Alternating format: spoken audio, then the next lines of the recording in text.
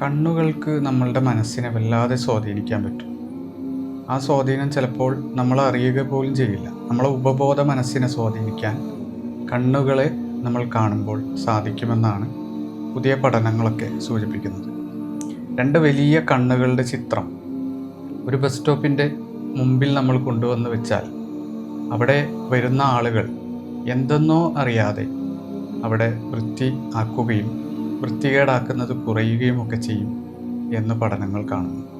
ഇനി ഒരു ഓഫീസിൻ്റെ മൂലയിൽ കണ്ണിൻ്റെ വലിയൊരു ചിത്രം വെച്ചിട്ട് അവിടെ ആളുകൾക്ക് സംഭാവന പിരിച്ചു കൊടുക്കുന്ന ഒരു പെട്ടിയും അല്ലെങ്കിൽ ഓഫീസിലെ ആളുകളെ പ്രോത്സാഹിപ്പിക്കുന്ന ഒരു പെട്ടിയും ഒക്കെ വെച്ചാൽ സംഭാവന അധികരിക്കുന്നതായി പഠനങ്ങൾ പറയുന്നുണ്ട്. ഒരു കമ്പ്യൂട്ടറിൻ്റെ മുമ്പിൽ രണ്ട് കണ്ണുകളുടെ ചിത്രം വെക്കുകയാണെങ്കിൽ കമ്പ്യൂട്ടർ ഉപയോഗിക്കുന്ന ആളുകൾ അവർ ഒരുപാട് ദാനധർമ്മങ്ങളുമായി ബന്ധപ്പെട്ട പരസ്യങ്ങൾ വരുമ്പോൾ അതിന് സംഭാവനകൾ നൽകുന്നതായി എക്കണോമിക് ഗെയിംസിൻ്റെ വിനോദങ്ങളുടെ ഭാഗമായിക്കൊണ്ട് നടക്കപ്പെട്ട പഠനങ്ങളിൽ ഗവേഷകർ കണ്ടെത്തുകയുണ്ടായി. ഇത് നമ്മൾക്ക് സൂചിപ്പിക്കുന്ന ഒരു വലിയ പാഠമുണ്ട്.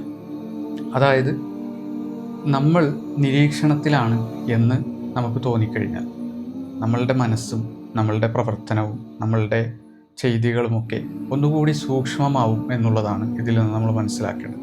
എങ്കിൽ അല്ലാഹു സുബ്ഹാനഹു വ തആല നമ്മളെ കാണുന്നുണ്ട്, ദൈവം നമ്മളെ അറിയുന്നുണ്ട്, നമ്മളുടെ പ്രവർത്തനങ്ങൾ ദൈവം നിരീക്ഷിച്ചു കൊണ്ടിരിക്കുന്നുണ്ട് എന്ന ബോധം നമ്മളുടെ ഉപബോധ മനസ്സിൽ അല്ലെങ്കിൽ ബോധ മനസ്സിൽ വന്നു കഴിഞ്ഞാൽ നമ്മളുടെ പ്രവർത്തനങ്ങൾ ശുദ്ധമാകും, നമ്മളുടെ കർമ്മങ്ങൾ വളരെ സൂക്ഷ്മമാകും എന്നല്ലേ ഇത് യഥാർത്ഥത്തിൽ സൂചിപ്പിക്കുന്നത്.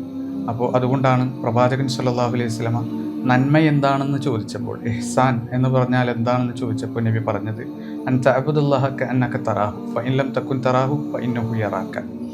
ദൈവത്തെ നീ കാണുന്നില്ലെങ്കിലും ദൈവം നിന്നെ കാണുന്നുണ്ട് എന്ന ബോധത്തോടു കൂടി അവനെ ആരാധിക്കുകയും അവന് വേണ്ടി നന്മ ചെയ്യുകയും ചെയ്യലാണ് യഥാർത്ഥത്തിൽ സുകൃതം എന്ന് പ്രവാചകൻ സല്ലല്ലാഹു അലൈഹി വസല്ലം പറഞ്ഞത് ഇതിനോട് നമ്മൾ ചേർത്ത് വെക്കുക.